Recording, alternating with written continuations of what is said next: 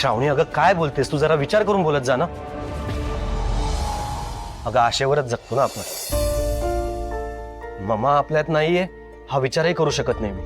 अक्षय, हे बघ, मलाही वाटतंय की मम्मा सुखरूप असाव्यात, पण खरं सांगू, जर त्या ताराने मम्माचा जीव घेतला असेल ना, तर ती आयुष्यभर जेलमध्ये सडली पाहिजे.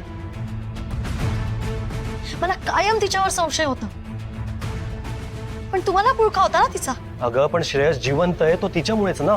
पण त्यामागचे हेतू पण तर वेगळे होते ना, कळतंय का? पोलीस घेऊन गेले ना आता तिला. नाही, मगाशी सगळे खुश होते म्हणून मी काहीच म्हणाले नाही, पण मला अजिबात आवडलं नव्हतं तिने तुला ओवाळले,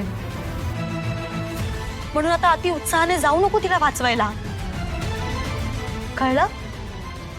अजिबात जायचं नाही. अक्षय, अक्षय, तू तुझ्या डोळ्यांनी व्हिडिओ बघितलायस ना?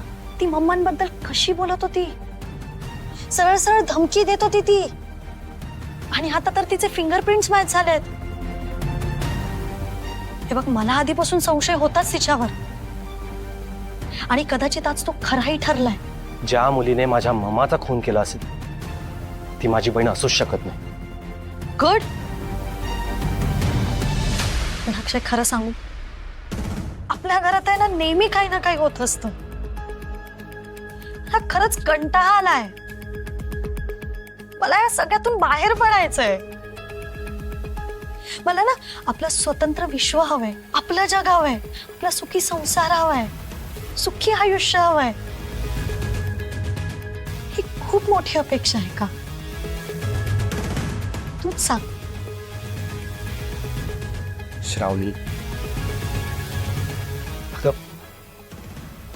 बघ, विचार कर. मी आले भाऊजींना जेवण देऊ.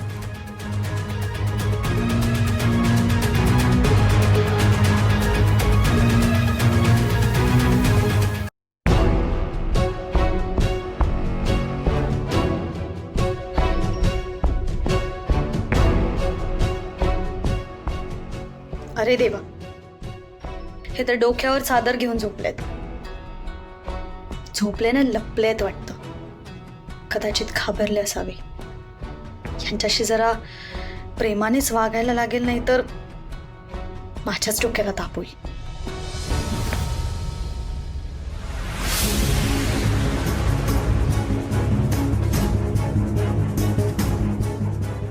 श्रेयस भाऊजी,